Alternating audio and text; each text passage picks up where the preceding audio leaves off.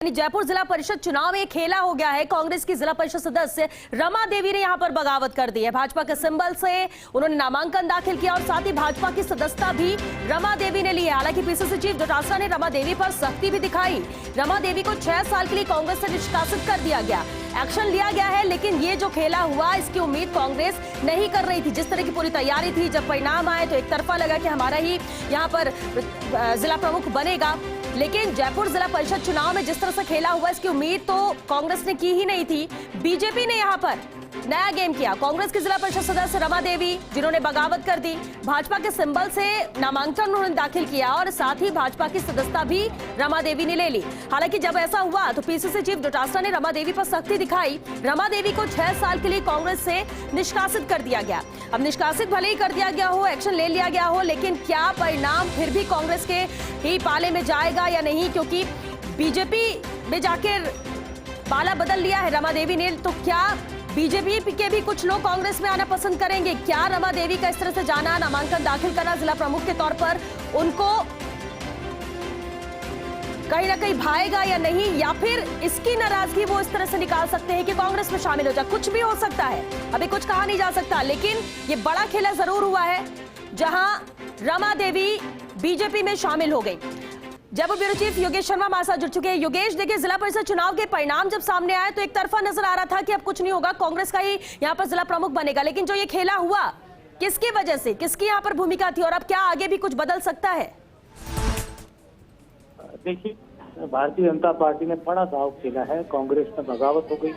रमा देवी, जिन्होंने पहले कांग्रेस पार्टी के सिंबल पर चुनाव दर्ज किया, अब वो बीजेपी के सिंबल पर जिला प्रमुख का चुनाव लड़ रही और वेद प्रकाश सोलंकी के निकट मानी जाती हैं। और उन्होंने अब यहाँ पर, क्योंकि बीजेपी की जो ऑफिशियल कैंडिडेट थी, जिन्होंने बीजेपी के सिंबल पर भरा था सिंबल अचरज का, और उन्होंने नाम वापस ले लिया। अब रमा देवी जो है वो मैदान और कांग्रेस से सरोज शर्मा मैदान में रह गई। अब कांग्रेस की जो ऑफिशियली बगावत कर चुकी है रमा देवी, तो ऐसे में कांग्रेस ने भी ऑफिशियली रमा देवी साल के लिए पार्टी से निष्कासित कर दिया है। अब सवाल ये उठता है कि रमा देवी पीछे कौन है? रमा देवी ने क्यों आखिर ये कदम उठाया है?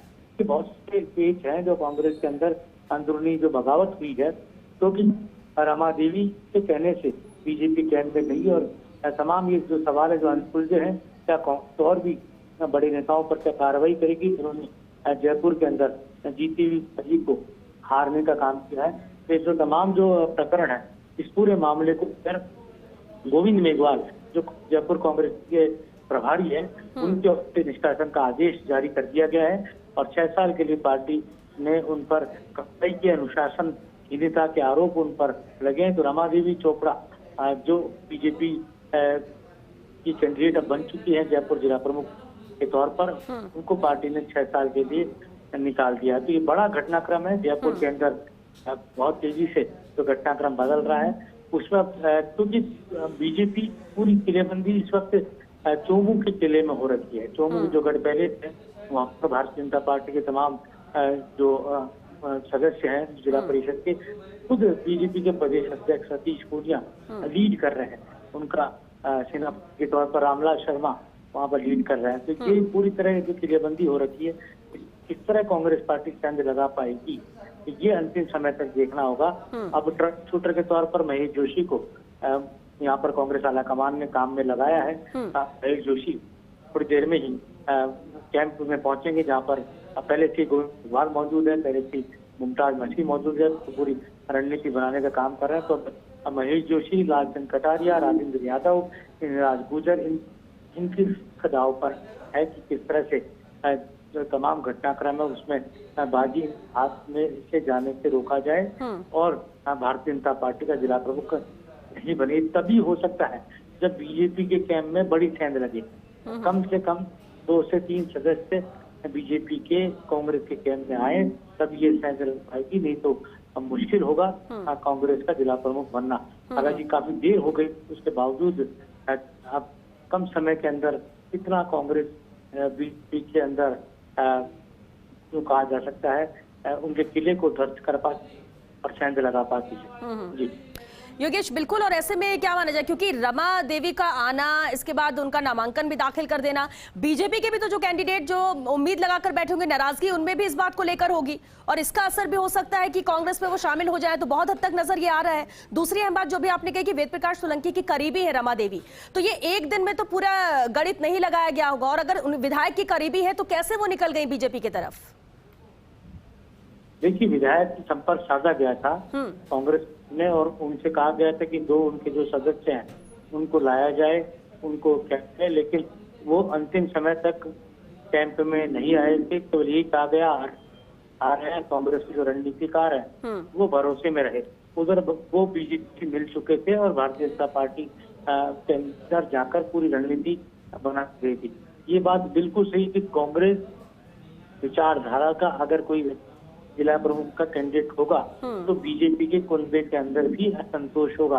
ये बात बिल्कुल सही है, लेकिन वो असंतोष किस तरह से कांग्रेस पार्टी भुला पाती है, किस तरह से जो असंतोष इनके अंदर है उन तक कांग्रेस पहुंच पाती है, किस तरह से उन तमाम जो बागी जो तेवर रखना चाहते हैं उनका जो झुकाव है वो कांग्रेस को मिल पाता है, कैसे उनसे संपर्क साधा जा सकता है। क्योंकि अभी तक कांग्रेस से संपर्क साधना बहुत ही मुश्किल हो रहा है, कैसे उनसे संपर्क साधा जाएगा, ये बड़ा सवाल है। जी बिल्कुल। और योगेश जी, अब जिम्मेदारी किसे दी गई है? अब जिस तरह से ये पूरा खेला हो गया, अब कांग्रेस तो पहले बहुत गदगद थी, खुश थी और एक तरफा नजर आ रहा था कि उन्हीं का जिला प्रमुख बन जाएगा। अब जब ये पूरा गेम हो चुका है, किसे जिम्मेदारी दी गई है इन सब चीजों को मैनेज करने के लिए, हैंडल करने के लिए? देखिए, महेश जोशी को आज सुबह कहा गया, उसके बाद महेश जोशी अपने काम में लग गए, डैमेज कंट्रोल में। महेश जोशी ने थोड़ी देर पहले एक बयान भी दिया था कि भारतीय जनता पार्टी खरीद फरोख्त कर रही है और सतीश पूनिया और राजेंद्र राठौड़ के मंसूबे सामने आ चुके हैं, लेकिन वो उनके मंसूबों को कामयाब नहीं होने देंगे, इस तरह के उन्होंने आरोप लगाए हैं। लेकिन अभी महेश जोशी के हाथों में भी पूरी तरह वो नहीं है जिनके आधार पर जीत तक पहुंचा जा सके। ये कवायद चल रही है, कितनी कोशिश यहाँ पर होती है, ये अभी भविष्य के गर्भ में है, क्योंकि जब तक वोटिंग के समय तक ये पूरी तस्वीर साफ हो पाई कि अभी तक कांग्रेस के पास नंबर गेम में कांग्रेस बीजेपी से पिछड़ी हुई नजर आ रही है। और जब तक वो नंबर गेम में पिछड़े थे, और दूसरा अभी भी कांग्रेस कैंप के अंदर भी एकता इतनी बात की जाए, कांग्रेस के अंदर भी अभी एक रख पाना इतना आसान काम नहीं होगा पूरे कैंप। क्योंकि अगर वेद प्रकाश सोलंकी की शय पर ये बगावत हुई है तो फिर हो सकता है कि कांग्रेस कैंप से और भी सदस्य टूट कर जा सकते हैं। तो ये बड़ा सवाल है, ये बड़ी बात है, क्योंकि इस पूरे घटनाक्रम को लेकर कांग्रेस अंदर पूरी तरह घमासान मच गया है। और क्योंकि जो नहीं सोचा था वो चीजें सामने आ गई, और बीजेपी के अंदर भी असंतोष है, लेकिन बीजेपी के असंतोष कांग्रेस कितना भुना पाती है, कितना उन बागी जो वाले सदस्यों या नेताओं तक कांग्रेस पहुंच पाती है। क्योंकि ये सबको पता है कि बीजेपी के अंदर भी सीट वितरण के दौरान झगड़े देखे गए। अब इस तरह से कांग्रेस, क्योंकि अभी जिस तरह के हालात हैं उन हालात के अंदर साधना सबसे महत्वपूर्ण है कि कांग्रेस से कैसे संपर्क साधे। जी जी बिल्कुल, बहुत शुक्रिया योगेश जी आपका इस पूरी जानकारी के लिए।